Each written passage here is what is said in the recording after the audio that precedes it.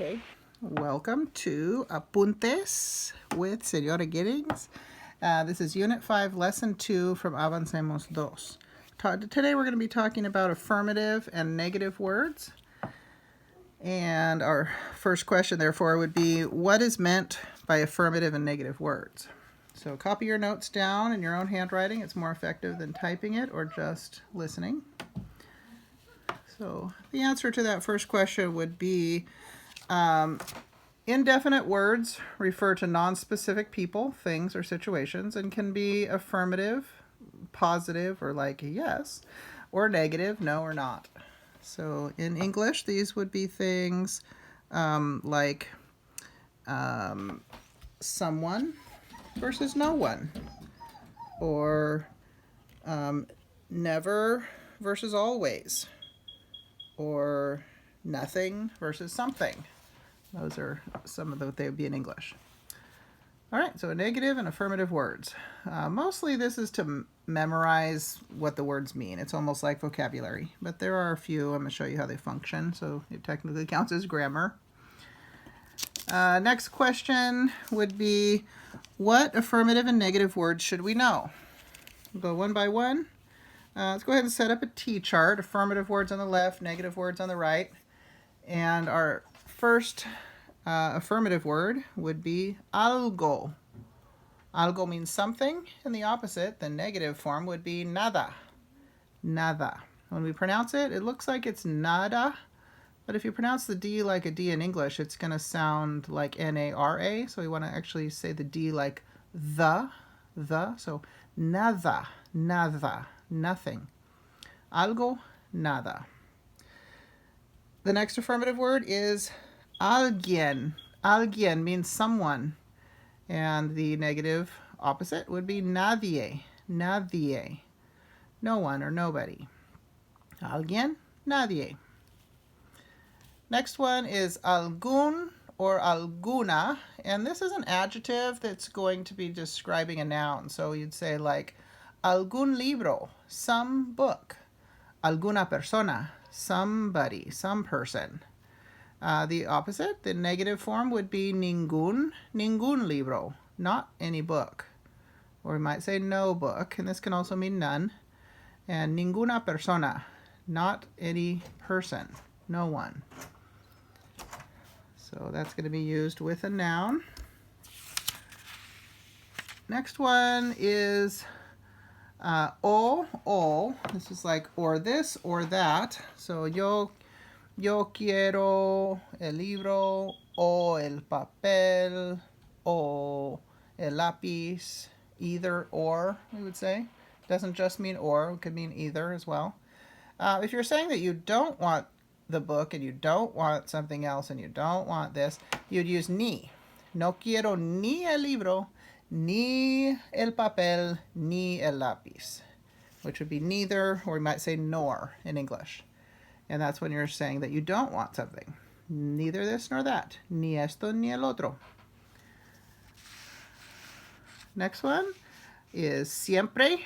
Siempre is always. And the negative opposite would be nunca. Nunca, never. Siempre hago mi tarea. Nunca peleo con mi hermano. I never fight with my brother. No es verdad, pero... All right, next one and last one in the T-chart is también.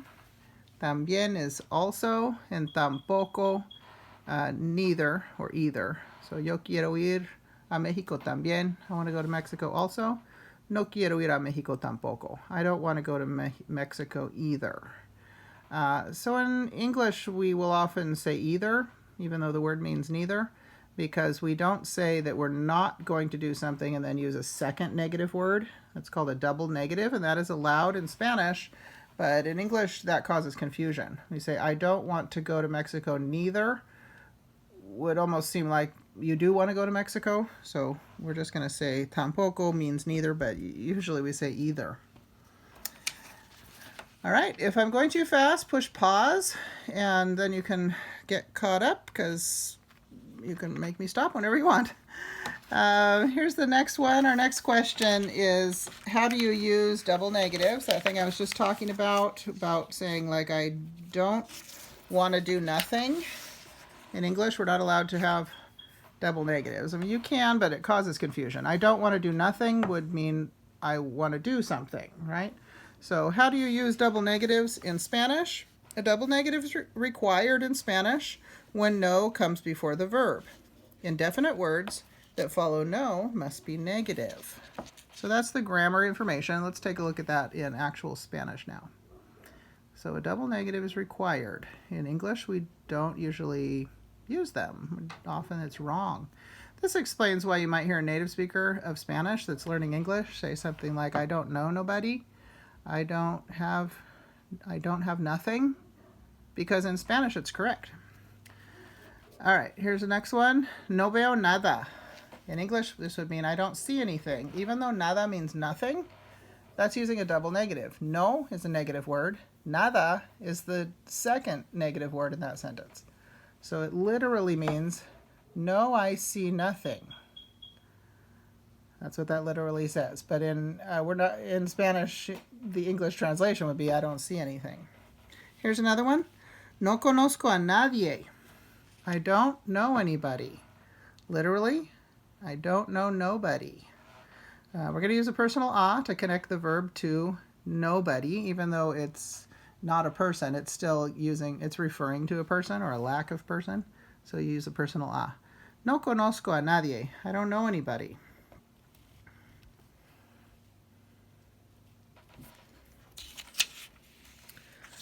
All right. Next question. How are alguien and nadie connected in sentences? So this is someone and nobody. When alguien or nadie is the object of a verb, it is preceded by the personal a. So that's just what I was referring to up there in that sentence, no conozco a nadie. So if you're using someone or nobody, you're going to have an a before that word and after the verb. So here's some examples. ¿Conoces a alguien de España? Do you know, personal a, someone or anyone from Spain? So we can't just say conoces a alguien. Do you know someone? To say, do you know a, someone from Spain? The personal a.